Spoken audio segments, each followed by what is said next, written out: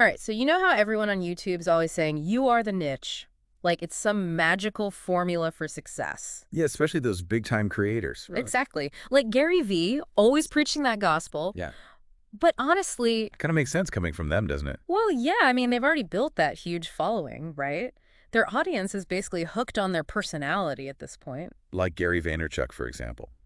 His audience loves him, so they'll probably watch whatever he puts out, regardless of the topic. True, true. But here's the thing. If you're a newer creator just starting out, And you're actually trying to, grow your channel and maybe even think about monetizing it. right, making some actual money from all that hard work. That just be yourself. Advice isn't going to cut it, is it? No way. So that's what we're really diving into today. Exactly. We're going to be looking at this whole "you are the niche" idea, but specifically through the lens of the 2025 YouTube algorithm changes. Because things are changing, right? Big time. And we're basing this deep dive on a video from Elevate with Tate that argues that niching down, like having a really specific focus, is becoming absolutely crucial for new YouTubers to actually grow. Yeah, the landscape is shifting, and the old rules might not apply anymore. So basically, today's mission is to figure out if this whole you are the niche thing is actually good advice or if it's kind of misleading, especially if you're in that early growth phase. Right, and we'll explore what Elevate with Tate suggests as better strategies to focus on. All right, so let's break this down. Why exactly could this "you are the niche" thing be a problem for new creators? Yeah, why could that be leading people down the wrong path? Well, it comes down to focus and discoverability. Hmm. Like big creators, they have that built-in audience already. Right, they've got that momentum. Exactly. But new channels, they need to stand out for something specific. Otherwise, they just get lost in the sea of content, right? Exactly. And Elevate with Tate has this great phrase for it: no views, small YouTube hell. Oh, I love that. No views, small YouTube hell. It's so true, though. I mean, who has the time to pour their heart and soul into videos that no one ever sees? Seriously. And the source even touches on this, right? Like, most new creators aren't doing YouTube full-time. Oh, absolutely not. They've got jobs, they've got families. Yeah, like, parents working 9-to-5 jobs and trying to squeeze in YouTube on the side. Ain't nobody got time for that if you're not seeing results. Totally. And the source emphasizes that if you're limited on time, You got to be laser focused. right, laser focus, so you're not wasting precious time on videos that aren't going anywhere. And that means understanding who you're trying to reach. Yeah. Like, what are their specific problems? What are they interested in? So it's less about you and more about them. Exactly. And the source calls this having a me. Basically understanding your target audience's needs and interests. Okay, so shifting the focus from me to the me. It's a core principle in marketing too, Yeah. Identifying your target audience and their pain points. Right, right. Totally makes sense. Now let's get into the big stuff. The 2025 algorithm shift. Ah, yes. The YouTube shakeup. So what are the biggest changes we need to know about? Well, the first big one is that YouTube is moving towards an interest-based content delivery system. Interest-based. Like, what does that even mean? It means that YouTube's going to show viewers content based on what they're actually interested in, rather than just showing videos from channels they've subscribed to. So basically, YouTube's becoming more like TikTok. That's a great comparison. TikTok's already doing this, right? It's all about keeping users engaged and on the platform for as long as possible. So it's not about who you subscribe to, but what you actually click on and watch. Exactly. And the source points out that it's not just YouTube either. Other platforms are moving in this direction too. Oh, really? Like what? Like X, for example, and even Instagram, they're all prioritizing content based on what users are engaging with. And you can see it happening on YouTube already, right? Yeah, actually, now that you mention it. Your YouTube homepage isn't just a feed of your subscriptions anymore. You see all sorts of recommended videos based on your viewing history. That's so true. I never really thought about it like that before. So how does this shift affect creators? Especially those of us who are still trying to build up a following. Well, the source argues that this could be a bit of a problem for larger creators who haven't really focused on a specific niche. Why is that? Well, their subscriber count might not be as important as it used to be. I think media calls it a vanity number. A vanity number. Interesting. Because if they're not consistently creating content that their audience actually wants to watch. People might just scroll right past their videos. Exactly. And the video actually quotes Think Media, saying that a lot of users are seeing more content from channels they don't subscribe to than from channels they do. Wow, really? Yeah, and there are even examples of big YouTubers getting way fewer views on their recent videos than they used to. That's wild. I mean, it kind of makes sense though, right? If the algorithm is showing you what it thinks you want to see. Exactly.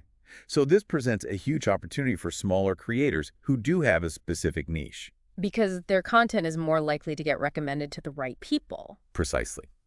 Even if they don't have a ton of subscribers yet, their videos can still get seen by a lot of people who are actually interested in that topic. Okay, so niching down is becoming even more important for getting your content discovered. But the source also talked about why this strategy works so well with the new algorithm. Can you break that down for us? Sure. So even though YouTube is moving towards an interest-based model, Uh-huh. it still looks at how your subscribers are interacting with your videos. Makes sense. Your subscribers are kind of like your core audience. Right. So let's say you have a YouTube channel all about minimalism. Okay, I'm picturing like decluttering videos, minimalist home decor. Exactly. But then you suddenly upload a video about, let's say, competitive hot dog eating contests. What? Your subscribers, who are all about minimalism. They're probably going to be like, what is this? Exactly. They're probably not going to click on it, and they're definitely not going to watch it for very long. Right, because it's not what they signed up for. And that lack of engagement, the low click-through rate, the short watch times, it tells the algorithm that this video might not be very good. Or at least it's not relevant to the people who are supposed to be interested in your channel. Right. But if you consistently upload great videos about minimalism, Videos that your subscribers actually want to watch. the algorithm sees that. Mm. It sees the high click-through rate, the long watch times, the comments, the shares. And it knows, okay, this is good stuff. This is what people want to see. Exactly. And then it's more likely to recommend your videos to other people who are also interested in minimalism. So basically, sticking to a niche makes the algorithm love you, as the source puts it. Because your content becomes predictable and the algorithm knows what to do with it. Exactly. It can confidently recommend your videos to people who are actually going to be interested. All right, so we've talked about the first big algorithm change, Yeah. the shift to interest-based recommendations. Right. But the source also mentioned a second big change coming in 2025. Something about user satisfaction and binge watching. Ah, yes. Binge watching, the holy grail of YouTube. So tell us, what's the deal with this second algorithm change? So YouTube is really focusing on user satisfaction now. And one of the main ways they measure that is through binge watching. Binge watching. You mean when people watch like a whole bunch of videos in a row? Exactly. And the algorithm sees that and thinks, okay, people are really enjoying this channel. They're watching video after video. Which means they must be happy, right? And YouTube loves happy viewers. So channels that consistently get people binge watching. They get rewarded by the algorithm. Big time. They get more visibility, more promotion, the whole 9 yards. Okay, so binge watching is good for creators. Yeah. But how does this tie back to the idea of niching down? Well, let's think about it. If you have a channel that's all over the place, Like you make videos about everything and anything. even if someone finds one of your videos interesting. They're probably not going to stick around to watch a bunch of other videos on completely different topics. Exactly. Like if someone subscribes to your channel for your amazing sourdough bread baking tutorials, They're probably not going to be that interested in your videos about underwater basket weaving, no matter how good you are at it. precisely. So without a niche, you're making it way harder to get those binge watching sessions that YouTube loves so much. And remember, YouTube's ultimate goal is to keep people on the platform for as long as possible. Exactly. The longer people stay on YouTube, the more ads they see and the more money YouTube makes. So it all comes back to money in the end. Well, for YouTube, yeah. But it's a win-win situation for creators who have a niche too. Because if you can get people binge watching your content. You're going to see some serious growth. And the source actually shares some real-life examples of this. Oh, yeah. What were those examples again? Well, they talked about their own experience. They grew to almost 7,000 subscribers in just 3 months. Wow, that's impressive. And they attributed it directly to their focused content strategy. So proof that niching down really works. What were the other examples? They mentioned Money-Making Homemaker, which focuses on women who want to work from home. Okay, that's a very specific audience. Right. And then there was Silver and Solo, a channel for single people with silver hair. Interesting. Hadn't heard of that one. And both of those channels have seen massive growth really quickly. So the evidence is clear. If you want to grow on YouTube in 2025, niching down is the way to go, especially when you're just starting out. Absolutely. It's all about defining your audience and catering to their specific needs.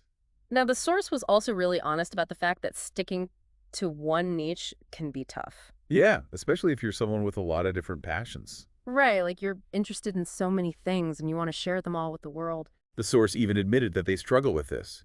They're interested in parenting and marriage and finance and, of course, YouTube growth. Wow, a lot of different areas. So how did they decide what to focus on? They made a strategic decision to focus on what their audience was already responding to. Which makes sense. You build on what's already working. Exactly. Yeah. And for them, that was content about YouTube growth and making money online. Okay, so they narrowed their focus based on what their audience was already engaged with. Makes sense. But let's say you're starting from scratch. How do you even figure out what your niche should be? The source had a really interesting exercise for that. Oh, yes, the ask your friends and family exercise. Tell me more about that. So they basically recommend asking your friends and family to complete this sentence. Your name is an expert at blank. Huh, that's a cool idea. I never thought of doing that. The idea is that sometimes the people who know us best can see our strengths and interests more clearly than we can ourselves. That's so true. Like, we might be really good at something, but we don't even realize it's a valuable skill. Exactly. We take it for granted because it comes so naturally to us. And the source actually had an example of this, right? Yeah, they talked about this creator who started out making makeup tutorials, Okay. but then she asked her friends and family that question. The expert at question. Yep.